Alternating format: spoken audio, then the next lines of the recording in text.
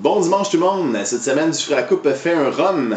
On continue dans la veine des spiritueux. Désolé pour le retard, mais je ne pouvais pas passer sous silence ces deux beaux produits-là, faits par la maison Williams & Humberts. On est sur un rhum qui est vraiment spécial. On est sur un rhum qui a fait beaucoup de vieillissement, puis un vieillissement assez particulier aussi.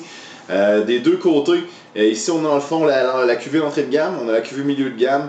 Les deux sont à des prix quand même relativement abordables comparativement à la cuvée haut de gamme qui tourne autour de 400$.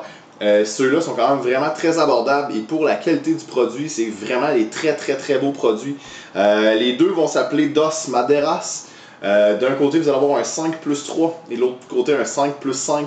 La grosse différence, c'est ça, c'est juste que lui a une partie de vieillissement plus longue dans d'autres sortes de fûts qui s'ajoutent à la fin du processus. Pour ce qui est de celui-là ici, on commence de la même chose que pour l'autre, 5 ans.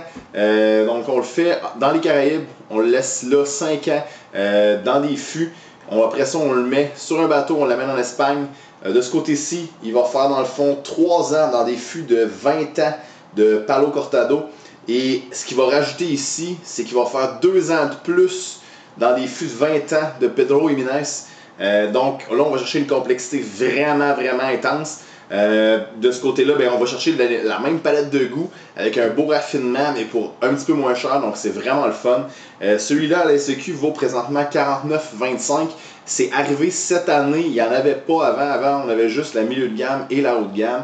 Là, cette année, on a comme la trois gradations. C'est vraiment intéressant.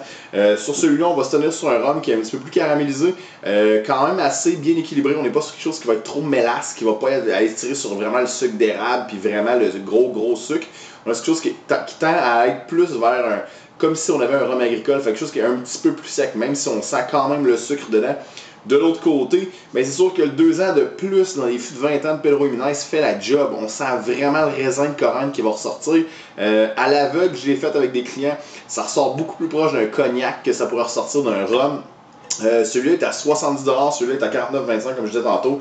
Mais vraiment une belle trouvaille. La maison Williams & Humbert qui ont fait ça sont vraiment hot. C'est deux rhums qui, pour le prix, valent vraiment la peine.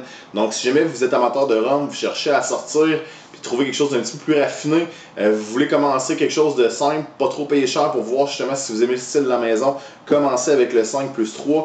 Vous tripez là-dessus ou vous avez carrément tout de suite le goût d'essayer le 5+5, ça vaut vraiment la peine. Vraiment deux très beaux produits. Donc, dans 2 semaines, ça va être notre dernière semaine avant les fêtes. On va sûrement déguster un autre spiritueux. Donc, si jamais vous avez des suggestions, des choses que vous voulez que je déguste pour vous, n'hésitez pas à me les envoyer, ça va me faire plaisir. Puis on se revoit dans 2 semaines pour un autre spirit. Bonne semaine, bonne dégustation.